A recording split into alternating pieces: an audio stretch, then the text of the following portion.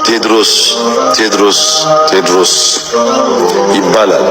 ገራሚ ዜና ተሰምቷል። የቴዲ ዘፈን በህዝብ እንዲጠላ ጸሎት አድርጌበታለሁ ያለው አነጋጋሪ ነብይ የተሰጠው ምላሽ ትኩረትን ስቧል።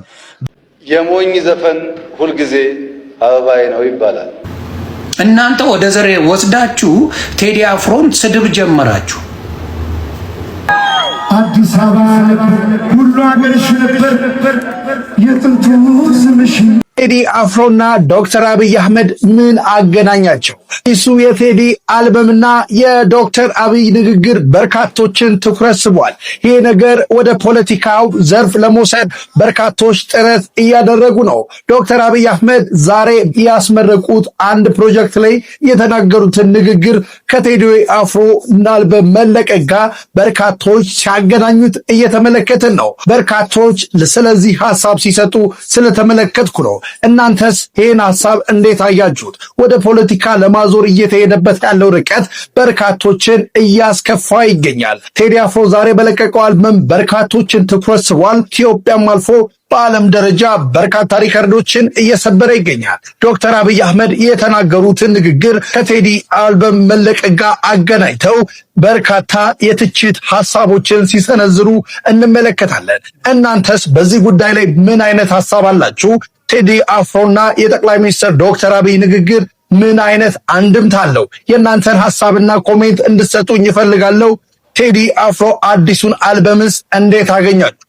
የሞኝ ዘፈን ሁልጊዜ አበባዬ ነው ይባላል። የሞኝ ዘፈን ምርጫ ሲደርስ መንግስት አደርጋለሁ ካለ አታድርጉ፣ ሰላም የለም፣ ኑሮ ውድነት ነው፣ እንትና ጸጉሩ ተመልጧል ይላል። መንግስት ኮሮና መጥቷልና ትንሽ ወራት እናቆይ ካለ የለም ምርጫ ማድረግ አለብን፣ ካለ ምርጫ ህገ መንግስት ይበላሻል፣ ዲሞክራሲ ይበላሻል ይላል።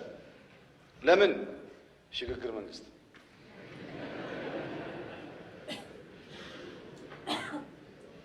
በየትኛው የአፍሪካ ሀገር ውስጥ ምርጫ ሳይደረግ ቀርቶ የሽግግር መንግስት የተፈጠረው? ኤርትራ።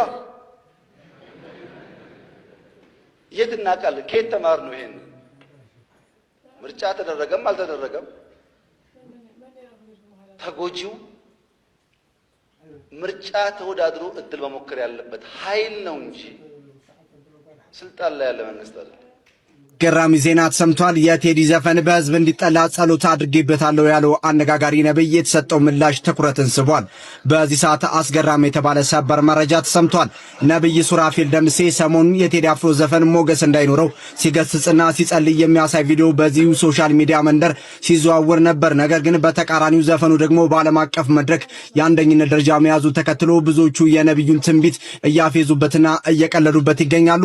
ነብይ ሱራፌል ከ6 እና 7 ዓመታት በፊት በሐዋሳ ከተማ የሞተና የተቀበረ ሰው አስነሳለሁ ብሎ መቃብር እስከ ማስከፈት ደርሶ የሞተ ሰው ባለመነሳቱ በብዙዎቹ ዘንድ ከፍተኛ ተቃውሞ ገጥሞት ነበር። ዛሬ ደግሞ የቴዲ ዘፈን ሞገስ እንዳይኖረውና ህዝብ እንዳይሰማው ብሎም የህዝብ ጆሮ እንዲጠላው በቪዲዮ መልቀቁን፣ ጸሎቱ ግን የጸለየበት ሞቲቭ ተራ ዝና ለመሸመት በቪዲዮ በሶሻል ሚዲያ አስቀድሞ በመልቀቅ ትኩረት ለመሳብ ያደረገ መሆኑን በትልቅ ትዝብት ውስጥ ከመግባቱም በላይ ሰዎች በጸሎት ላይ እንዲዘባበቱ አድርጓል ነው የተባለው። እናንተስ የነብዩን አስተያየትና የተከታዮችን ምላሽ እንዴት አያችሁት? ሐሳብ አስተያየታችሁን በኮሜንት አጋሩኝ። ወቅታዊ ዓለም አቀፋዊና ታማኝ መረጃዎችን ለማግኘት ፎሎ በማድረግ ቤተሰብ ይሁኑ።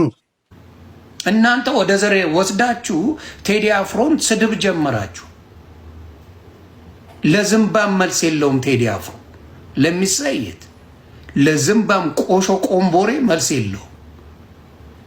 ማንም ከነመፈጠራቸው ያውቃቸው። ኢትዮጵያዊነትን በጣም ነው የምትጠየፉት። እናውቃለን። ከ4 ኪሎ ብትወጡ እግዚአብሔር ምስክሬ ነው የምላችሁ ኢትዮጵያን አንፈልግም ነው የምትሉት። 4 ኪሎ ብትወጡ ኢትዮጵያዊነት አንፈልግም እንገንጠል ነው የምትሉት። 4 ኪሎ ስለገባችሁ ብቻ ነው ኢትዮጵያዊነት የምትሉት። ምክንያቱም በፖለቲካችሁ ላይ ኢትዮጵያዊነት የለውም። ማን ዘምሯል? በኢትዮጵያዊነት ማን ዘምሯል? በእናንተ ፖለቲካ ኢትዮጵያዊነትን የዘመረ የለም፣ ኖርም አያውቅም። አዲስ አበባ ሁሉ ሀገርሽ ነበር የጥንቱ ስምሽ የቀድሞ ስምሽ አሁን ከምን ጊዜው የኔ ነሽ አሉሽ የኔ ነሽ አሉሽ የኔ ነሽ አሉሽ ኢትዮጵያ የተሰፋው ልብሱ ከምን ጠበበሽ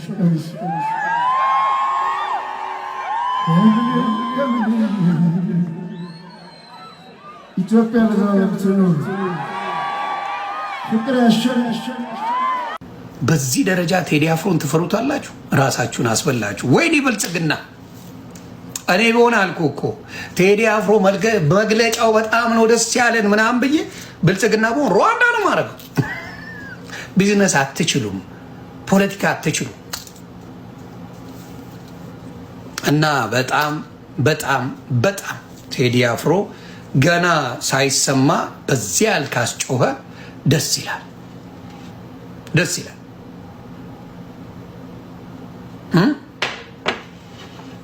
ደስ ይላል፣ ይችላል። ግልብጥብጥ ነው የሚያደርገው የሌሎቹን ስራ። ለምን? ጎበዝ ነው። የህዝብ ልጅ ነው ቴዲ። የህዝብ ልጅ ነው። የህዝብ ልጅ ነው። ቤተሰብ ይሄ ነው ፋክቱ፣ ሌላ ነገር የለም። መልስ ዘፈን መልስ ምላሽ ልስራለት ያለ አንድ ሌላ አርቲስቶች አይታችሁ ታውቃላችሁ? መሀይም ስለሆናችሁ ነው። እናንተ ጋር እኮ መሀይም ስለሚበዛ ነው። አታስተውሉም። ምንም እውቀት የላችሁ። አለ የለም። እምብርት ይቆረጣል አለው ሰውዬ መልስ ልስጠው ብሎ የሰራ ሌላ አርቲስት አለ። ምንድን ነው ኢትዮጵያ ሲባል የሚያነፋርቃችሁ ምንድን ነው? አልገባኝም። የምታነፋርቁት የምታለቅሱት ኢትዮጵያ ሲባል ስለማትወዷት ነው።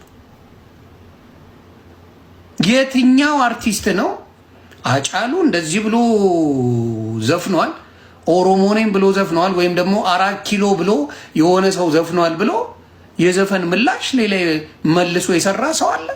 ቴዝ ኖባዲ፣ ማንም አልሰራም። ቴዲ አፍሮን የምናውቀው